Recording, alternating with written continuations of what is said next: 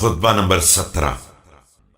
ان نااہلوں کے بارے میں جو صلاحیت کے بغیر فیصلے کا کام شروع کر دیتے ہیں، اور اسی ذیل میں دو بدترین اقسام مخلوقات کا ذکر بھی ہے۔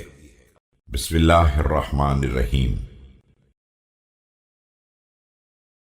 یاد رکھو کہ پروردگار کی نگاہ میں بدترین خلائق دو طرح کے افراد ہیں۔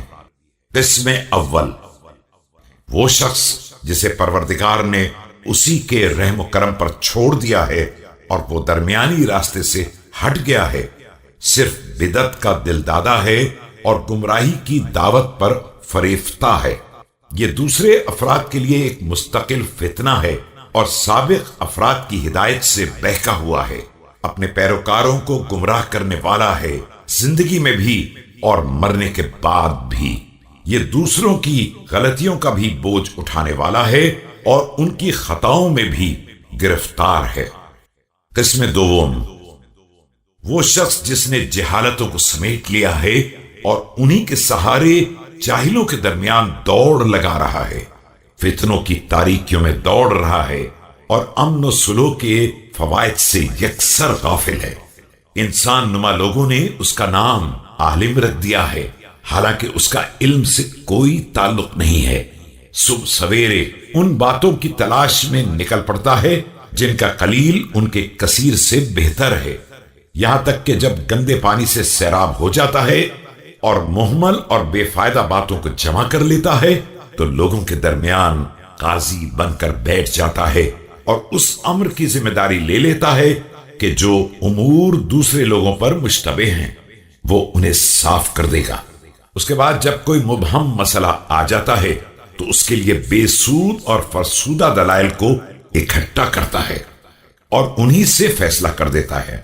یہ شبہات میں اسی طرح گرفتار ہے جس طرح مکڑی اپنے جالے میں پھنس جاتی ہے۔ اسے یہ بھی نہیں معلوم ہے کہ صحیح فیصلہ کیا ہے یا غلط۔ اگر صحیح کیا ہے تو بھی ڈرتا ہے کہ شاید غلط ہو، اور اگر غلط کیا ہے تو بھی یہ امید رکھتا ہے کہ شاید صحیح ہو۔ ایسا جاہل ہے جو جہالتوں میں بھٹک رہا ہو، اور ایسا اندھا ہے جو اندھیروں کی سواری پر سوار ہو، نہ علم میں کوئی حتمی بات سمجھا ہے اور نہ کسی حقیقت کو پرکھا ہے۔ روایات کو یوں اڑا دیتا ہے جس طرح تیز ہوا تنکوں کو اڑا دیتی ہے۔ خدا گواہ ہے کہ یہ ان فیصلوں کے صادر کرنے کے قابل نہیں ہے جو اس پر وارد ہوتے ہیں، اور اس کام کا اہل نہیں ہے جو اس کے حوالے کیا گیا ہے۔ جس چیز کو ناقابل توجہ سمجھتا ہے اس میں علم کا احتمال بھی نہیں دیتا ہے، اور اپنی پہنچ کے ماورا کسی اور رائے کا تصور بھی نہیں کرتا ہے۔ اگر کوئی مسئلہ واضح نہیں ہوتا ہے تو اسے چھپا دیتا ہے کہ اسے اپنی جہالت کا علم ہے۔ ناحق بہائے ہوئے خون اس کے فیصلوں کے ظلم سے فریادی ہیں، اور غلط تقسیم کی ہوئی میراث چلا رہی ہے۔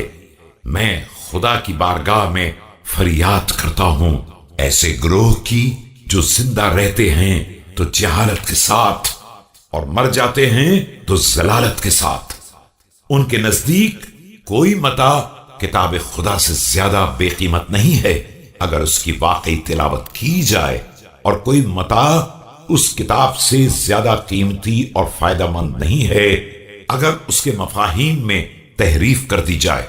ان کے لیے معروف سے زیادہ منکر کچھ نہیں ہے، اور منکر سے زیادہ معروف کچھ نہیں ہے۔